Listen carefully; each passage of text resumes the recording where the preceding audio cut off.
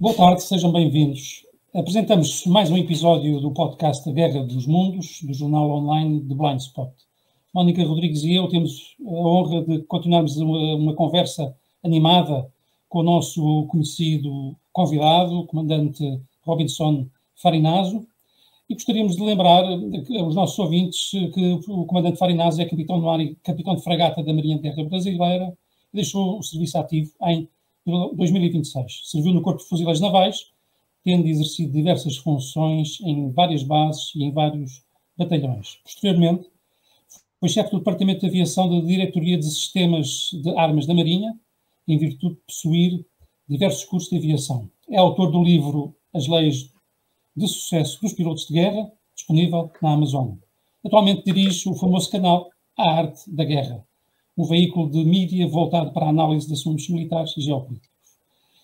E vou passar então a palavra à nossa co-apresentadora, doutora Mónica Rodrigues, que é licenciada em História e especialista em Geopolítica, professora e também adjunta do jornal The Blind Spot. É também coautora do podcast A Guerra dos Mundos. Mónica, tem a palavra. Obrigada, Pedro. Boa tarde, Sr. Comandante. Não sei antes também de relembrar que Pedro Coutinho Graça é também coautor do podcast A Guerra dos Mundos, é jurisconsulto, advogado, professor universitário no ISCTE, Instituto Universitário de Lisboa, sendo licenciado em Direito, tem uma vasta experiência na área do direito, sendo mestre em Sociedades e Políticas Europeias, tem um DOA em Direito Político pela Universidade da Extremadura, em Espanha, e também é pós-graduado em Direito do Ambiente pela Universidade Católica Portuguesa. É doutorado em Políticas Públicas e coautor, uma vez mais, do podcast A Guerra dos Mundos. Boa tarde, então, a todos. E eu começava por fazer aqui uma pergunta ao Sr. Comandante. Nós assistimos, como referiu em outra ocasião, assistimos ao ocaso de um sistema político internacional e ao nascimento de um outro. O primeiro foi desenhado a partir dos escombros da Segunda Guerra Mundial e caminhamos para um novo sistema político internacional sem sabermos ainda muito bem os seus contornos. Sabemos, contudo, que proximamente, entre os dias 22 e 23 de setembro, vai decorrer, numa reunião da ONU em Nova Iorque, uma grande conferência sobre o novo mundo e o mundo do futuro. Um mundo que se pretende, de acordo com a visão da ONU, um mundo totalmente digital, onde as fronteiras físicas serão substituídas por um contínuo harmonioso no digital.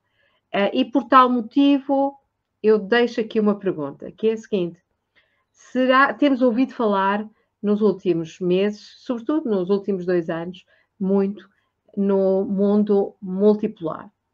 Ouvimos todos os dias falar dos BRICS.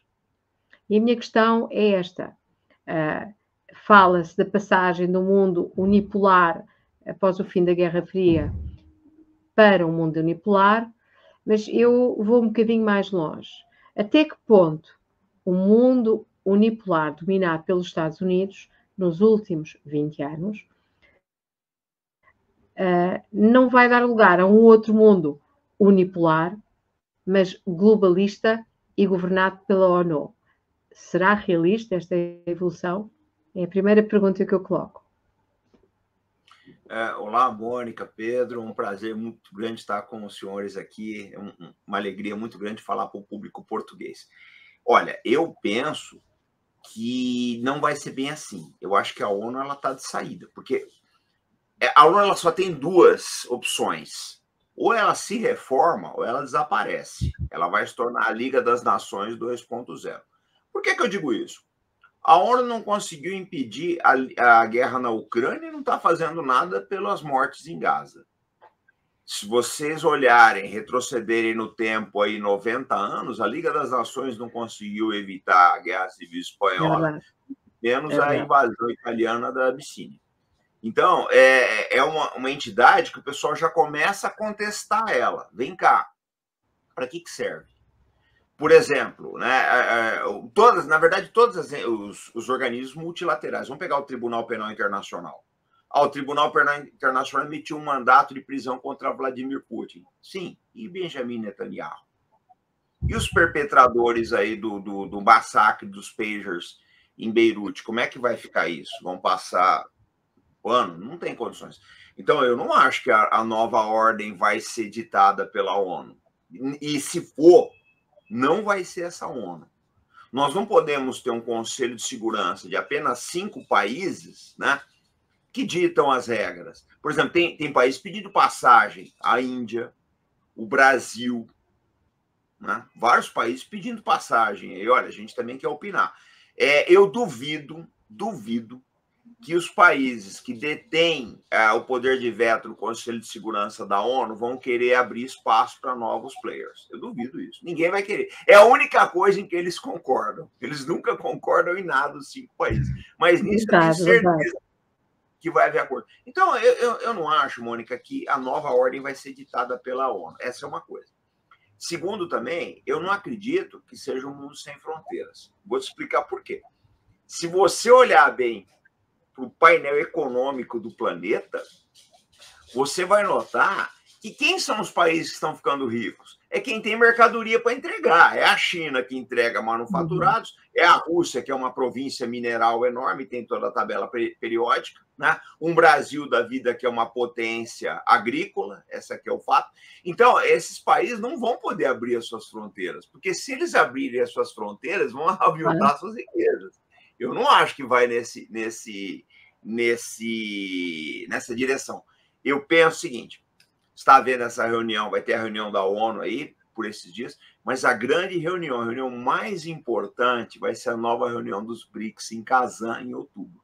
Eu acho que em outubro nós temos o início do novo mundo multipolar. Eu acho que os 2 eventos mais importantes daqui até o final do ano é esse encontro em Kazan, na Rússia, e as eleições dos Estados Unidos, que devem ditar aí os rumos da política internacional. Mas eu penso que a ONU ela está em estado terminal. Vai ser muito difícil a ONU ela se tornar centenária, né, nessa configuração. A configuração da ONU não atende os anseios desse mundo emergente aí. Como ela está, não funciona. Muito obrigada. Eu passo agora a palavra ao Pedro. Ele tinha uma pergunta a formular.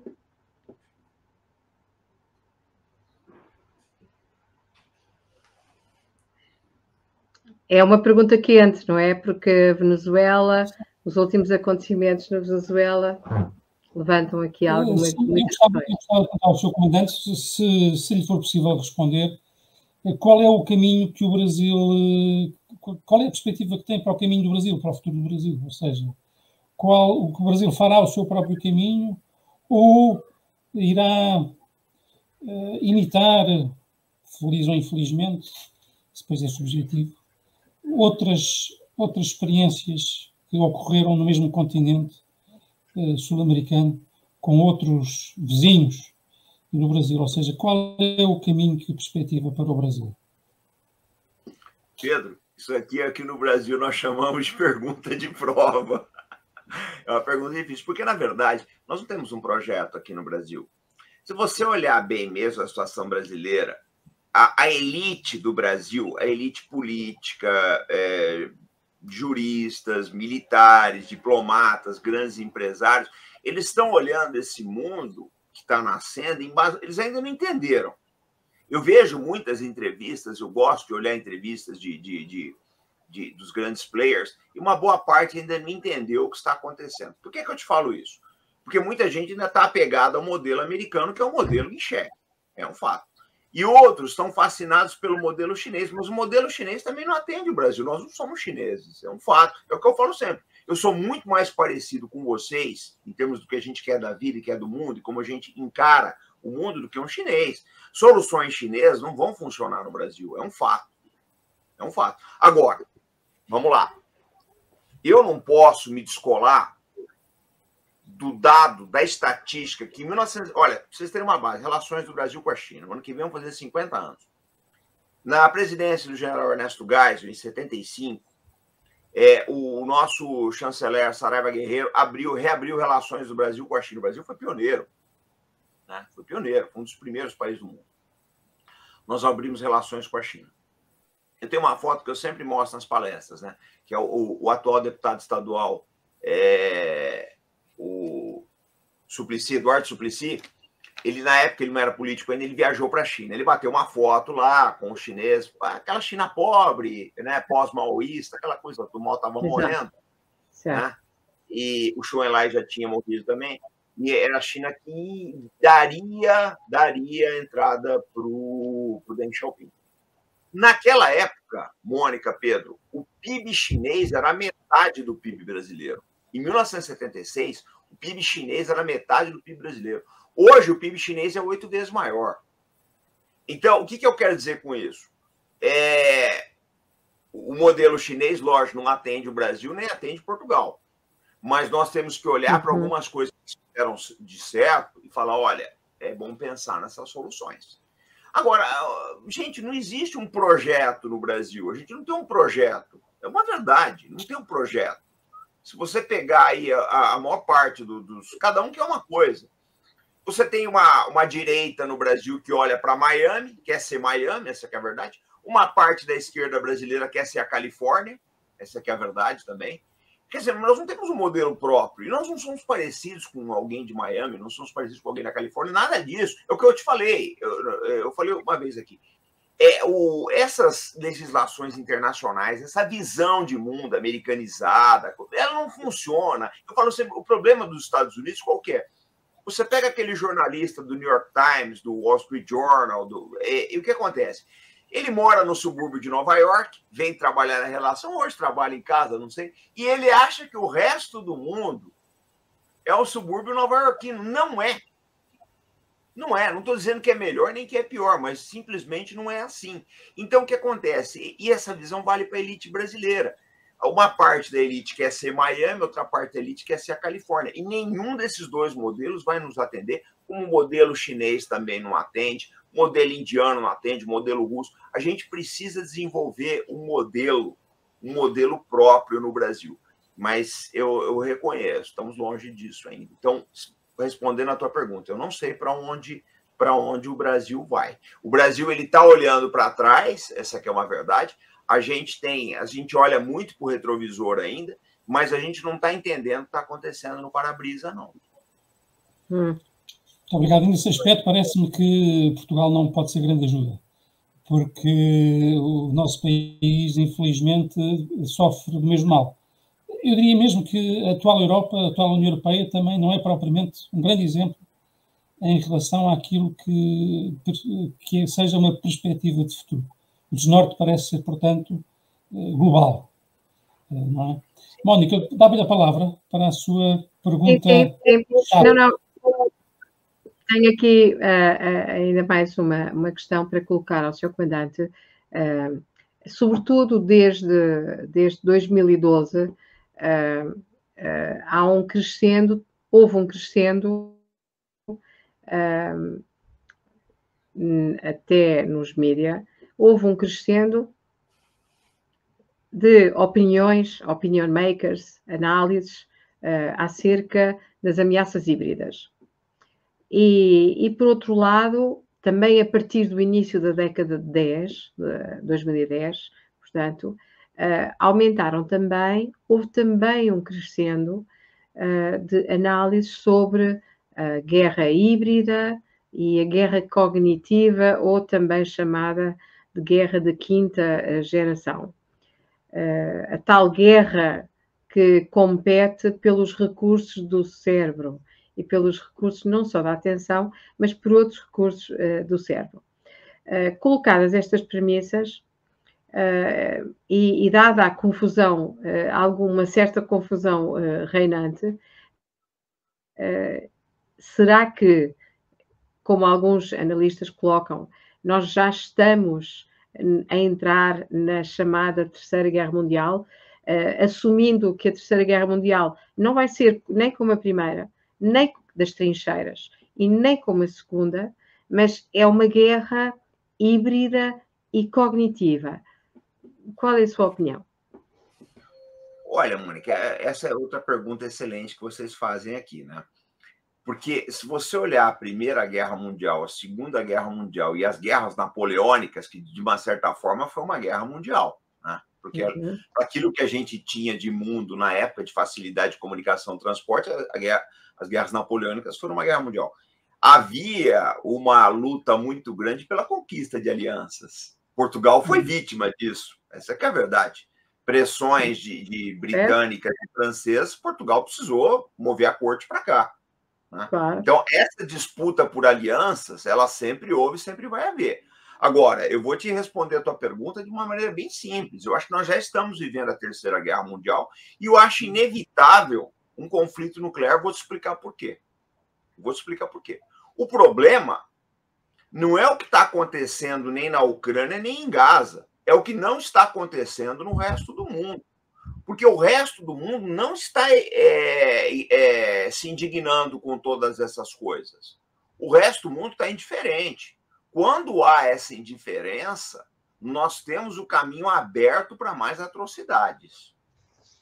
É uma verdade. Nós estamos com o caminho aberto para mais atrocidades. Eu penso que isso que aconteceu no Líbano anteontem, aquele caso da explosão dos pagers, é uma prova de que o Netanyahu ele não tem limites. Se ele precisar recorrer a armas nucleares, ele o fará. Não fará. Ele vai fazer. Ele já provou isso daí. Então, eu acho que nós temos assim há uma possibilidade muito grande, Mônica, Pedro, da gente ter uma escalada aí. Porque eu acho assim, o caso de Israel, por exemplo, vou falar do caso de Israel, o caso da Rússia. O caso de Israel. Nós estamos hoje com 347 dias de guerra. A Le Monde Diplomatique publicou um artigo essa semana dizendo que já é a guerra mais longa da história de Israel. E aí eu penso assim, nós estamos vai completar um ano, seguramente. Para onde isso tudo vai? Israel já tem 60 mil refugiados. Né? 60 mil refugiados no norte do país. A economia está desabando. Isso pode acabar numa coisa bastante complicada, na opção nuclear. Esse é o caso israelense. O caso da Rússia e Ucrânia. Já está mais do que provado que a Ucrânia não vai ganhar essa guerra. A não ser que eles consigam fazer uma super, hiper, mega mobilização com armas de guerra que não tem, a indústria americana não tem como entregar isso daí para eles. Eu falo porque eu acompanho os índices de fabricação dos principais produtores de armas nos Estados Unidos, não tem o que entregar. Quer dizer, essa guerra praticamente já está perdida para a Ucrânia. Então, o que o pessoal está fazendo? Nós vamos escalar atacando alvos estratégicos dentro da Rússia. Até quando a Rússia vai tolerar isso com 7 mil armas nucleares? Então, vocês estão notando que nós estamos caminhando para a beira de um abismo e ninguém está fazendo nada? No contraponto, nós temos péssimas lideranças. Os Estados Unidos é governado por uma pessoa que claramente não tem condições de rigidez física de conduzir aquela que já foi a nação mais poderosa do mundo. Vamos pegar os líderes europeus. Vocês estão aí, vocês sabem melhor que eu. Olaf Scholz, o Macron. Não vou nem falar de Portugal. O Macron, né? O Scholz. Quer dizer, não é essa gente, o Pedro, Mônica, que vai impedir uma terceira guerra mundial. Você pega, vamos retroagir 1962, da crise dos mísseis de Cuba. Exato.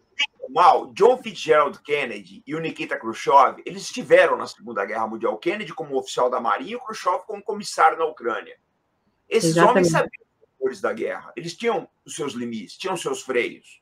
Pode-se dizer o que quiser dos dois, não eram homens perfeitos, mas tinham um quinhão de humanidade. Corretíssimo. Exatamente. Hoje nós temos homens que se vendem como perfeitos que não têm nenhuma humanidade. Então, eu confesso para vocês com uma preocupação muito grande que nós estamos vivendo épocas muito perigosas. Eu tenho muita preocupação com relação a isso, gente. Perigosíssimo, não é? E pensa que, de alguma forma, no Brasil, também há consciência destes perigos que estão a ocorrer? De forma alguma. A gente nem sabe o que está passando no mundo. Só para você ter uma base, a guerra da Ucrânia ela provou uma coisa para um observador atento, que é um país que não tem um poderio industrial, ele está fadado a perder uma guerra. Vou te contar uma história bem curta. Em 2014, quando começa a implantação do neoliberalismo na Ucrânia depois da Revolução do Maidan, a Ucrânia tinha 245 empresas de defesa. Muitas delas atendiam a Rússia. Essas empresas foram fechadas pela onda neoliberal que varreu a Ucrânia. Olha o que está acontecendo agora. A Ucrânia depende de tudo do Ocidente.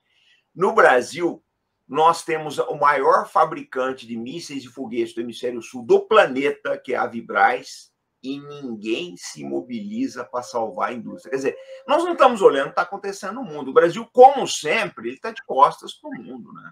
É muito triste. É o que eu falei já para vocês. A elite brasileira é obtusa. Ela não está entendendo o que está acontecendo no mundo. Ela vai ser levada como sempre foi. Na Primeira Guerra Mundial nós fomos levados, na Segunda Guerra Mundial nós fomos levados.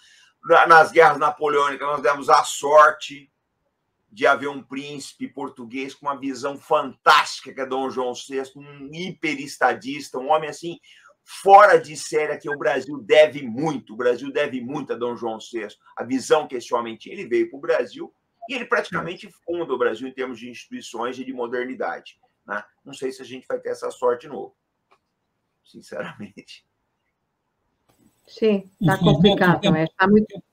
Infelizmente, peço desculpa, Mónica, o tempo das monarquias e dos grandes estadistas, que muitas delas tiveram, parece já ser um tempo relativamente afastado, embora haja sempre a esperança que possa vir a ser retomado e que possa vir a aparecer uma nova geração de pessoas que pensem fundamentalmente nos interesses das suas populações, dos seus Estados, e não alinhem nestes megaprojetos megalómanos que são um pouco aquilo que tem caracterizado, ou bastante, aquilo que tem caracterizado a geopolítica e a geoestratégia do planeta Terra nos últimos anos. Não é? Mónica, peço desculpa, interrompia. Não, de todo. Eu só acrescentaria que na Europa estamos a passar também por um período de grande perturbação a variados níveis, quer ao nível sociológico, com pressão de movimentos migratórios pouco claros. Aliás, claros são na sua origem, mas não está muito explícito o que se pretende com isso, e com problemas gravíssimos intercomunitários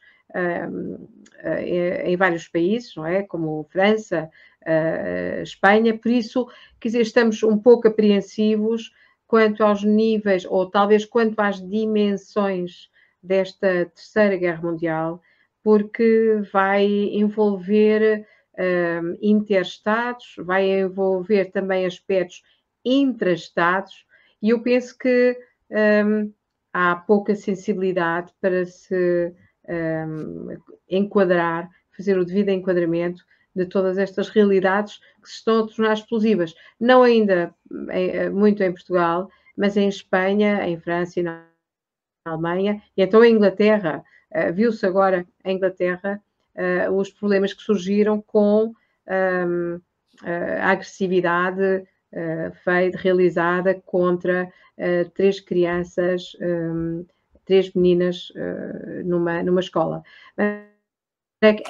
Relativamente ao Brasil, estão a viver também alguma pressão neste sentido, com estes fluxos migratórios globais? Qual é a situação do Brasil neste momento? Mônica, o caso brasileiro é diferente, né? O país é muito grande, tem muita coisa por ser feito. E no Brasil sempre foi um país de imigrantes, essa aqui é a verdade. Meus avós eram todos de fora aí. Então, eu acho assim, por enquanto, não. Por enquanto, não é o Brasil, o que eu falo, tem muita coisa para ser feita no Brasil. Você viaja à região oeste do Brasil e dá enormes vazios, né? Então, não é uma coisa assim que... assim, o fluxo migratório, ele vai sempre na direção da riqueza. Você concorda? E com todos os problemas da Europa, ela ainda é, pelo menos no imaginário dos países não desenvolvidos, ela é o centro da riqueza. Então, o pessoal vai para lá. Agora, na minha opinião, e o Brasil não está nisso, mas a Europa ela sofre muito com isso. Na minha opinião, houve uma forçação de barra na imigração da Europa, na imigração para a Europa, para baratear a mão de obra, né? É verdade.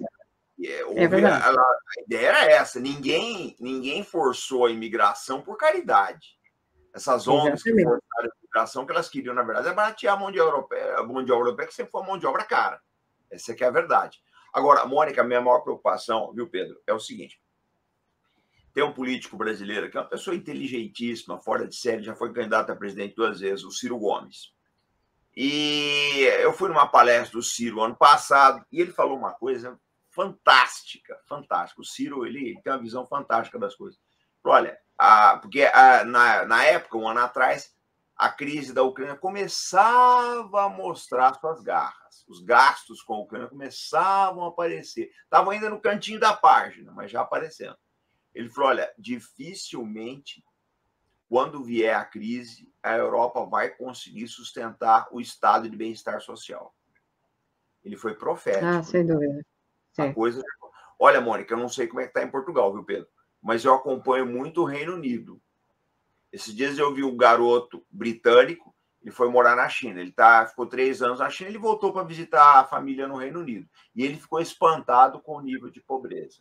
Espantado, a quantidade de mendigos na rua. Eu estava vendo agora o relato de um jornalista brasileiro, ele foi cobrir essa reunião da ONU em Nova York, e ele ficou espantado de ver a quantidade de mendigos em Manhattan. Antes era no Bronx, agora você tem mendigos em Manhattan. Então, assim, nós temos um mundo, Pedro, Mônica, que está se desfazendo. O neoliberalismo está destruindo as sociedades. Isso é um fato, pela concentração de renda brutal que a gente vê aí, né? E tudo isso é decorrência, né? Acho que o problema não foi nem a imigração, né? Foi a arquitetura que se fez no mundo inteiro, a arquitetura neoliberal, ela foi concentrando riquezas. Eu acho o seguinte, antes o imigrante era pobre, ele ia para a Europa para ver se ele melhorava a situação dele. Já eles vão parar de ir para a Europa porque a pobreza começa a graçar lá também, né? Não vai ter como acolher os imigrantes. É verdade, é verdade. Terminamos hoje com chave de ouro. É isso mesmo. A concentração, os níveis de concentração que nós assistimos, e aqui na Europa é bem visível essa mudança a estrutura da propriedade, não é? Que está em acelerada mutação. E estamos a aproximar da hora, passava a palavra ao Pedro, então... Muito obrigado, Mónica. Apenas para agradecer ao Sr. Comandante Robinson Farinado a gentileza que teve em participar neste podcast, A Guerra dos Mundos, e tudo aquilo que nos trouxe e que muito enriqueceu aquilo que é o conhecimento, ou a falta de conhecimento de alguns, e consolidou aquilo que é já o conhecimento de alguns também. E, portanto, muito gratos por aqui ter estado. Esperemos tê-lo de novo aqui em próximas oportunidades e agradecemos. Portanto, foi uma grande simpatia da sua parte e ficamos muito penhorados pela sua participação neste programa. Muito obrigado, Mónica. Muito obrigado, Sr. Comandante. Até uma próxima oportunidade. Muito obrigado. Até uma próxima oportunidade. Muito obrigada, Sr. Comandante. Uma vez mais.